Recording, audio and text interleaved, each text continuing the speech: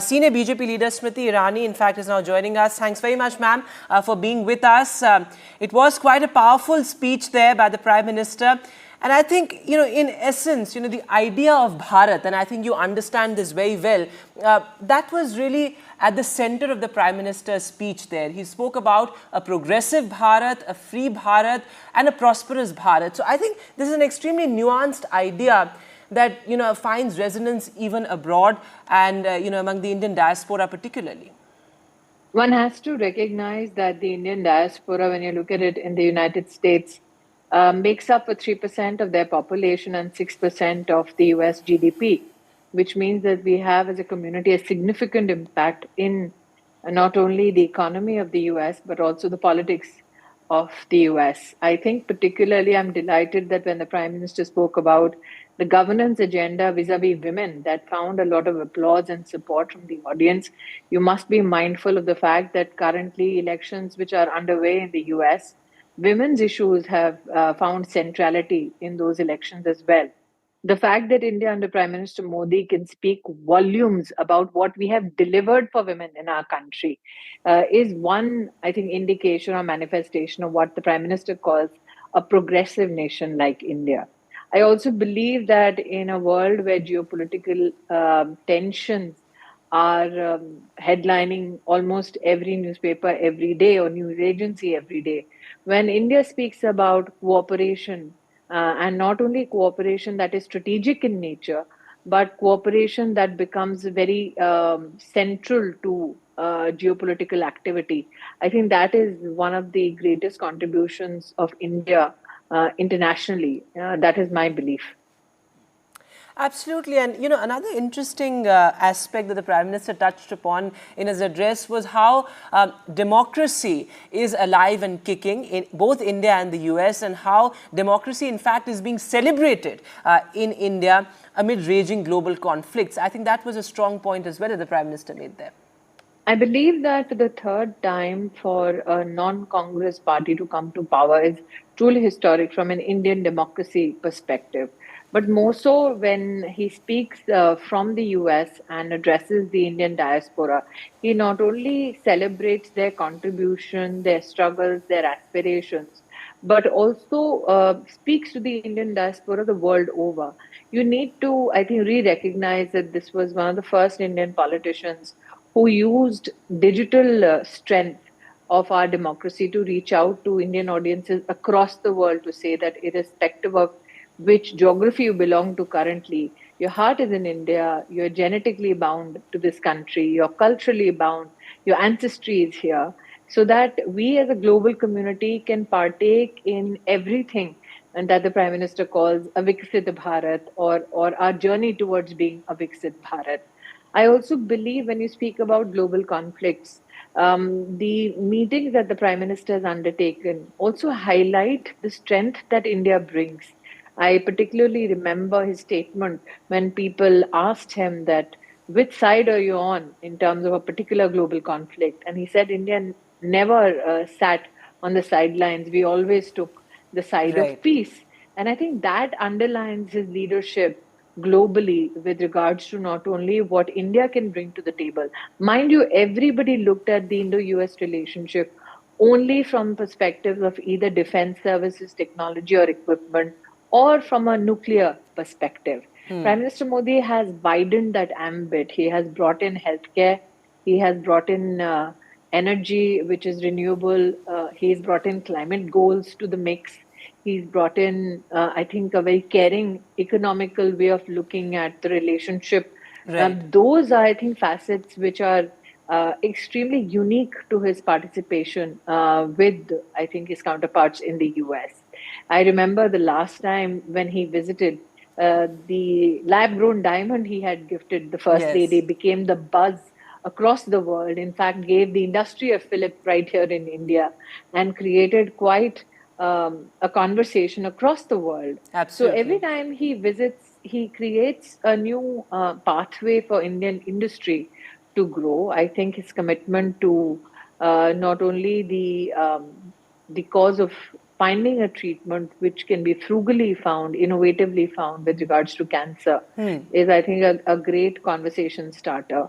I also believe that the innovative handshake between the US on technologies and developing areas in artificial intelligence, in mineral security, these are facets that have not been debated at large. But I think that it is a great way of re-looking at the relationship between the two countries.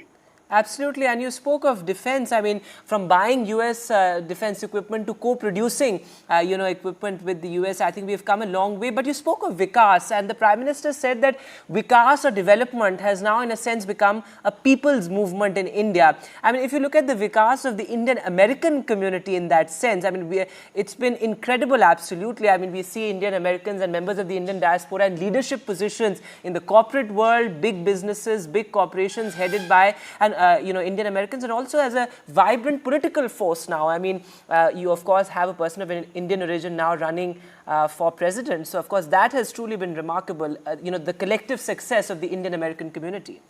I don't think it'll be appropriate for anybody from the Indian polity to, I think, speak about either of the candidates right now. But irrespective of who is in the White House post-election, one needs to also factor in the fact that nobody now in US politics or the US governance structure can ignore India's growing popularity. And I think Prime Minister is very pertinent when he says we are not looking to be the aggressive persona on the global table.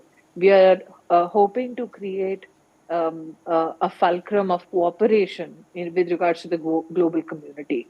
I also believe that when you talk about the leaders in the US economy, especially the digital world in the US, that is something that all Indians celebrate. And particularly the Prime Minister, time and again, has made efforts to meet with them when he visits the United States. But I also think that what he particularly said today about India no longer just being a meek follower, but in fact leading on many issues is of great interest. The fact that COVID and how India handled COVID, in fact, told the world that there are 4 or 5 things that India can do. One, it'll never hold global supply chains hostage. Two, when it comes to development of, let's say, vaccines, we not only do it for ourselves, our citizens, but also do it for the global good. Right. We do it in a short time span. We do it frugally, but we do it effectively. I think the third aspect is he spoke about the digital infrastructure that has been created in the country, which I think is something that is very eagerly discussed in the US. Do remember that healthcare in the US is not only an issue on which there have been many political deliberations and debates, but it is for the US in terms of systems an issue of great financial burdens to many citizens. The fact that India can deliver, let's say, a very ambitious program like Ayushman Bharat and make it affordable for its larger populace also finds many mentions in many conversations across the US. Absolutely. I think particularly that India in the past 10 years could get 250 million poor Indians out of multidimensional poverty. Again, not an issue which is discussed at large either globally or domestically. I think it was nice of the Prime Minister to kind of bring that up in his conversation. The fact that we built infrastructure, physical and digital, the fact that we manufactured vaccine, deployed it to a 1.4 billion populace, serviced the needs pharmacologically of 160 countries, and at the same time we managed to get 250 million people out of poverty. Absolutely. And Ms. Irani, are you also of the opinion that the India-US relationship has perhaps transcended that level where minor challenges become insurmountable? Because we have seen that irrespective of who's at the helm, the Prime Minister has maintained good relations with the US, whether it's Mr. Trump. Of course, Donald Trump called the Prime Minister a fantastic man, and he also expressed his eagerness to meet the Prime Minister. But, my question to you is, there are challenges that remain, of course. Of course, the Pannun issue has been widely discussed as well. But do you think that we are now at a level where we can iron out these differences across the table? I think it's different when you speak to another country as an equal. vis-a-vis speaking to a country in a tone which may not be that of people who partner together. And I think India has come to such a pass in its history, democratically, globally, that now there are people who have a conversation with you as equals. I do not disagree with you when you say that challenges may come and go. No challenges at all in bilateral relationships would be a utopian state. A near impossibility. But I also believe that when you look at the Prime Minister's outreach, you need to recognize this is not just a human being reaching out. This is an institutional outreach. He has changed how the institution functions globally, how the institution functions vis-a-vis, let's say, the Indo-US relationship. If you notice the statements that came out of the Quad, there have been some very interesting outcomes, including the Coast Guard coming together of all these countries to make a very secure Indo-Pacific possible. The fact that India can now come to the table as an equal partner, the fact that India's time and again issues related to how the Security Council is composed, and that finds a mention in the conversation that has been released to the media.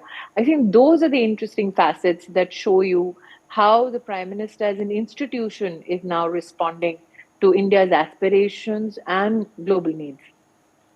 Absolutely. And my last question to you, Ms. Irani, interesting there that the Prime Minister also talked about how India has reposed faith in him for the third time. And in fact, there were these Modi Sarkar chants as well, briefly. Would you say that despite the pulls and pressures perhaps of a coalition government, that has not deterred him from being the global statesman that he is? I think the man who can create an atmosphere of cooperation, who can have a conversation, let's say, in a global conflict zone between Ukraine and Russia, and converse with both, is a man who can handle domestic coalition with finesse. So I don't think that the coalition is a burden. In fact, Prime Minister Modi, knowing him for the past 2 decades that I have, will convert, no matter what an opportunity to do better for the country. All right, Smriti Irani, thanks very much for being with us. Always a pleasure to speak to you. Thanks so much for being Thank you.